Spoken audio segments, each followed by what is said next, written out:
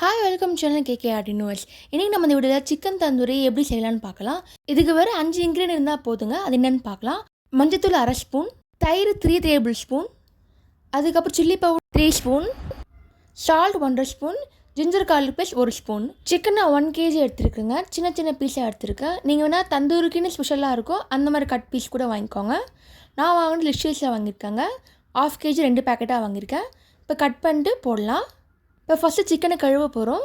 அதுக்கு salt and turmeric powder தேவைப்படுங்க. ஒரு 1/2 hour ஊற வச்சா போதும். ஊற வைக்கிறதுக்கு சால்ட் ஒரு 2 ஸ்பூன், மஞ்சத்தூள் 1/2 ஸ்பூன் போட்டு ஊற வைங்க. கடைசியாக தண்ணி ஆட் பண்ணிக்கோங்க. மசாலா உள்ளே இறங்குற மாதிரி பார்த்துக்கோங்க. ஃபுல்லாக இறங்கட்டும். இப்போ மேக்னேட் பண்ண போகிறோம். அதுக்கு தயிர் ஊற்றிக்கோங்க. 3 டேபிள் ஸ்பூன் தயிர், அப்புறம் சில்லி பவுடர். இதில் நீங்கள் 1.5 நார்மல் சில்லி பவுடரும் 1.5 காஷ்மீர் சில்லி பவுடரும் ஆட் பண்ணிக்கோங்க. அப்போ தான் நல்லா கலர் கொடுக்கும். கடைசியாக மஞ்சத்தூள் போட்டுக்கோங்க. கூடவே கொஞ்சம் சால்ட்டும் ஆட் பண்ணிக்கோங்க. ஃபைனலாக ஜிஞ்சர் கார்லிக் பேஸ்ட்டை போட்டு மிக்ஸ் பண்ணிக்கோங்க. நல்லா மசாலா ஊறணும். கட்டியாகாமல் பார்த்துக்கோங்க. இப்போ நம்ம வாஷ் பண்ண சிக்கனை ஆட் பண்ணிக்க போகிறோம். ஃபுல்லாக ஆட் பண்ணிக்கோங்க.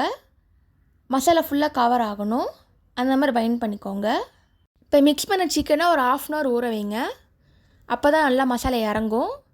இந்த தந்தூரி மசாலா வச்சு நீங்கள் வெஜ்ஜும் பண்ணலாம், நான்வெஜ்ஜும் பண்ணலாம். தயிர் ஆட் பண்ணல சாஃப்டாக இருக்கும் சிக்கனு.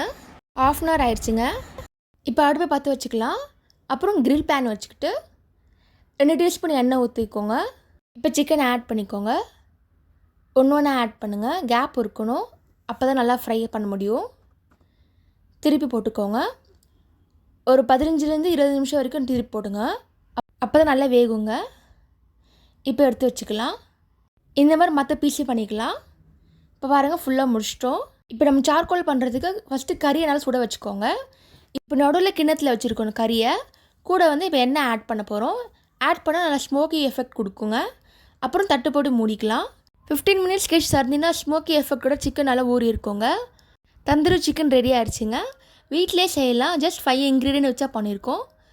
நீங்கள் ட்ரை பண்ணி பாருங்கள். எப்படி இருந்தது கமெண்ட்டில் சொல்லுங்கள். தேங்க்ஸ் ஃபார் வாட்சிங் KK Artinos. Do like, share and subscribe. Follow me for regular ஆர்ட்வொர்க்.